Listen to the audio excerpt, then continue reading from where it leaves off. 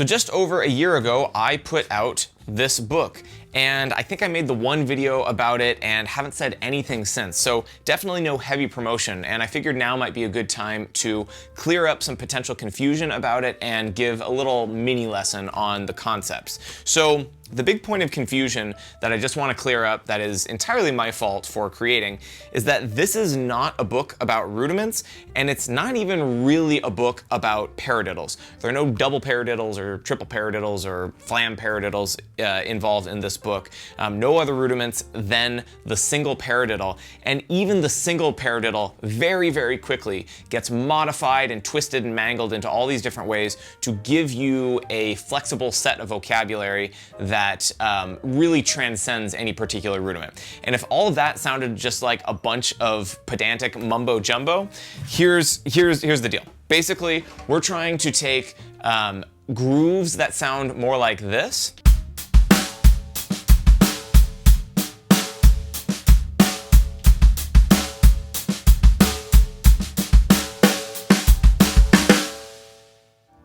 and if you feel like you're sort of stuck in that eighth note world and you're confined to those kinds of grooves, this book is really about giving you the vocabulary to play grooves more like this.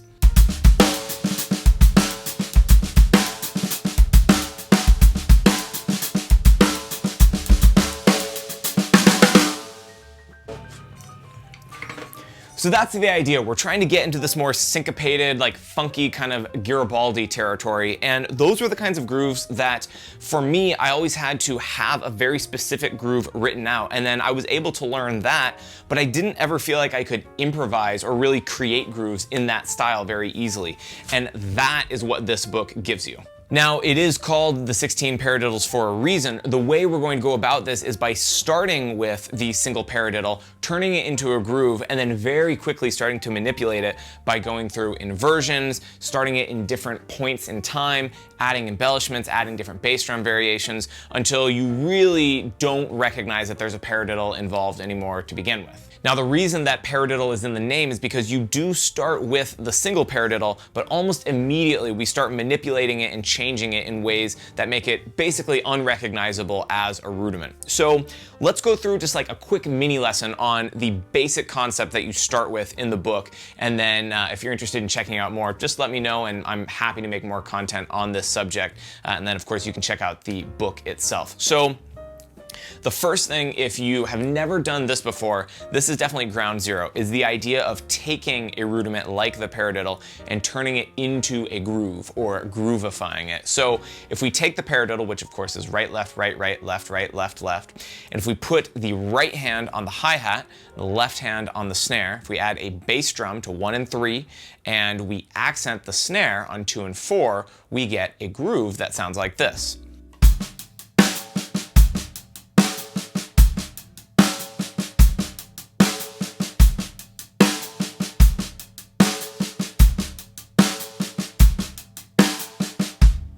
Now, if you've never done that before, that's probably pretty cool sounding, and it is, but very quickly you'll get tired of it, and many of you watching probably already think that sounds kind of cliche. So what a lot of people do next is, if they're really hip, they get on to the inverted paradiddle, or what most people call the inverted paradiddle, which is basically where you take the standard paradiddle and you start it at a different point in time. So the sticking for this is right, left, right, left. And that would sound something like this.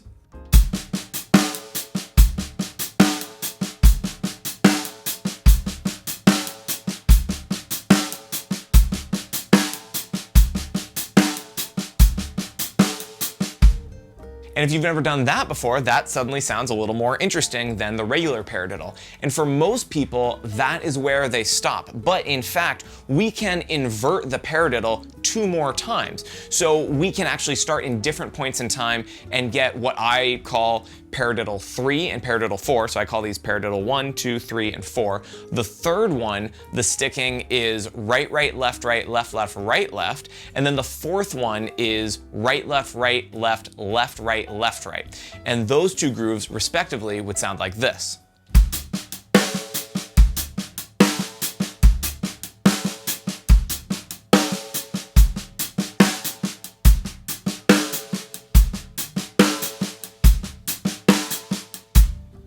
So we're already going further than most people do when they start playing the paradiddle as a groove, and this is really just the tip of the iceberg, because then what you can do is you can take the first half of any of those inversions, 1, 2, 3, or 4, and you can combine it with the second half of any other one of them, and thusly you get 16 different combinations. Now, again, this doesn't just mean that you get 16 grooves, because even then, I wouldn't feel like it was worth making an entire book out of teaching you 16 grooves, because then when you start adding in the bass drum into different spots and you start combining those combinations, if you start taking those 16 different combinations and combining them together, there's really a ridiculous amount of vocabulary that you get out of it. And that's not even including the different embellishments and different ways of phrasing these that I go into in the book. So really, I didn't make this book with the intention of selling it widely or making a bunch of money on it. It was really just a concept that I sort of synthesized from several different sources, and it just made so much sense and was so helpful to me in this style of playing that I just had to consolidate it in some format. So I will link to the website where you can buy this if you're interested. There's a digital version and a physical version that I can mail you. The digital version is cool because you can click on each of the exercises and it'll take you to the Groove Scribe, where you can actually see it written out and then hear it played back. You can hear what it's supposed to sound like. There's also, like I said, the physical version for those of you that prefer that. You can buy this physically at West Coast Drum Shop in Bellevue. And if you have any questions about the concepts, or if you just want more video content about it, just let me know and I'm happy to do so. I'm just going to jam with these kinds of ideas for a little bit, and thank you for watching. See you in the next one.